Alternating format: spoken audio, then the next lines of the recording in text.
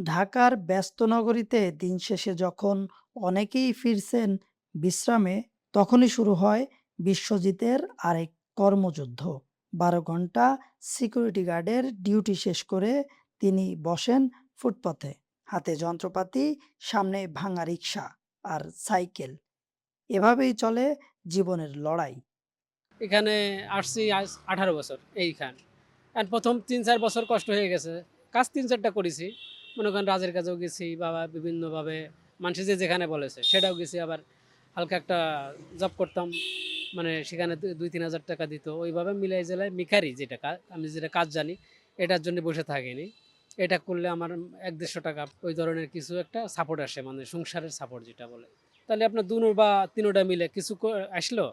দেখা যাচ্ছে একটা ইনকাম আমার দ্বারা সম্ভব বা আমার নসিবে নাই। দেখা যাচ্ছে ওই সময় ৭,০০০ টাকা আমার ফ্যামিলির লাগবে, আমার ইনকাম ৩,০০০ টাকা একটা চাকরি জবের। তখন আমার মিকার থেকে আরও আরও মাস গেলে ১০০ টাকা করে হইলেও যদি থাকে তাই খাবার খাবার খাইয়ে তাহলে ৩,০০০ টাকা মাসে। ওইভাবে দেখা যাচ্ছে একটা সাপোর্ট আসে। ওইভাবে ভালো আছে। 40 বছর বয়সী এই বিশ্বজিৎ থাকেন ঢাকার এক বস্তিতে। জীবিকার তাগিদে চাকরি করেন সিকিউরিটি গার্ড হিসাবে, কিন্তু তাতে সংসারের চাহিদা মেটে না।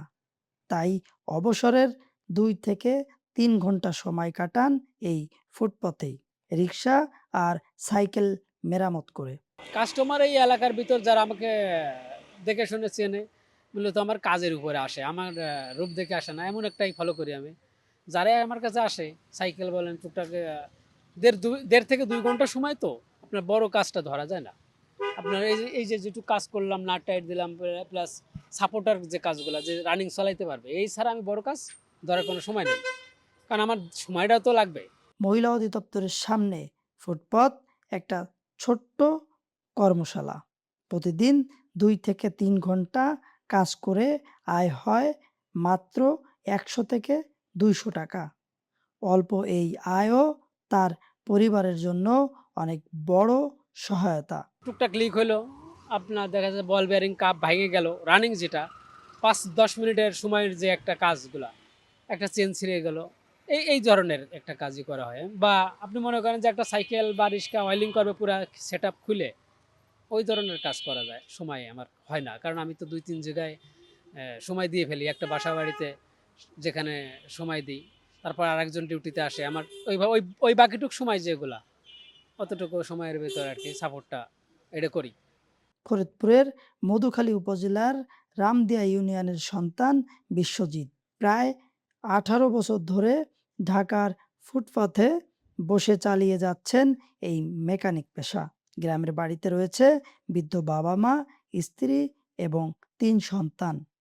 পরিবারের একমাত্র উপার্জনক্ষম ব্যক্তি তিনি। তাই থামার সুযোগ নেই। পরিবারে বাবা-মা আছে। আমার একটা বোন আছে, বিয়ে হয়ে গেছে। আর মানে এই পরিবারে ১ ভাই ১ বোন আমরা বাপ-মায়ের। বোনটা বিয়ে হয়ে গেছে। আমিও বিয়ে করছি। আমারও ছেলেপেলে আছে।